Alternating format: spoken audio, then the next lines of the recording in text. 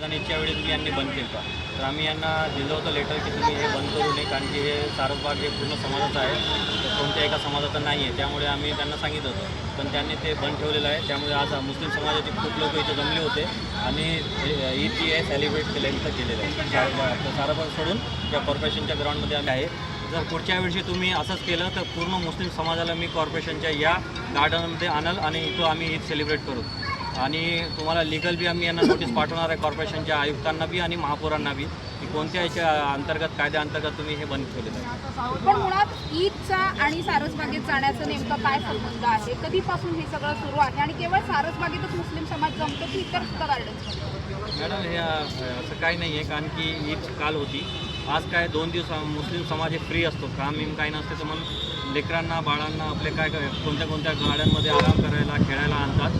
फक्त सारसबाग नाही आहे, खूप सारे ग्राउंड्स आहेत तिथं नेतात. पण सारसबागमध्ये काय आहे, तुम्ही बघितलं सारसबाग आतमध्ये खेळायला खिलोणे आहेत, बाहेर जे जेवायला शॉप्स आहेत, हॉटेल्स आहेत. त्यामुळे सारसबाग एक आकर्षण आहे जास्त करून, म्हणून जास्त लोक तिथं जातात आणि ते सेंट्रल पॉईंट आहे पुण्याचं.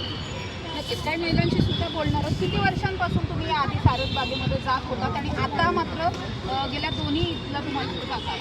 आम्ही आधी म्हणजे मी लहान असताना पण आम्ही सारसबागेत जायचो. त्याच्या आधी आमच्या आई वडीलच्या आम्हाला त्यावेळेस ट्रेन असायची.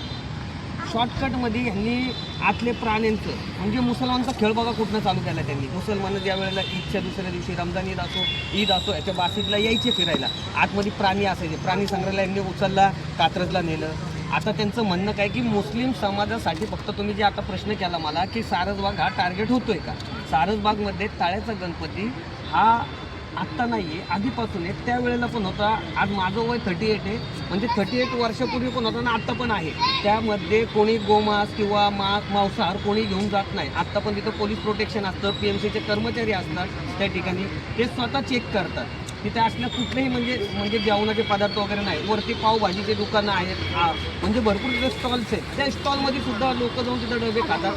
फक्त त्या एक दिवसाच्या काळात तिथलं आर्थिक जर तुम्ही उलाढाल पाहिली तर ती कमीत कमी लाखोंच्या घरात होती. म्हणजे एक फक्त ह्यांनी टार्गेटच्या चक्करमध्ये काय केलं की तिथलं आर्थिक नुकसानसुद्धा केलं आहे त्यांनी. त्याच्यामुळे यांच्याकडं आवाज उठवणं खूप गरजेचं आहे. यासाठी SDP राष्ट्रीय दलित पॅंथर सेना आज ह्या दिवशी 62च्या दिवशी आज आम्ही या मनपाच्या पटांगणात आलो आहे. भविष्यात जर ह्यांनी महापौरांना मी सांगू इच्छितो आपल्या माध्यमातून, जर यांनी यांचा काळा धंदा असा बंद केला नाही तर अन्यथा ढोले पाटील रोडच्या महापौर बांगल्याच्या बाहेरसुद्धा आम्ही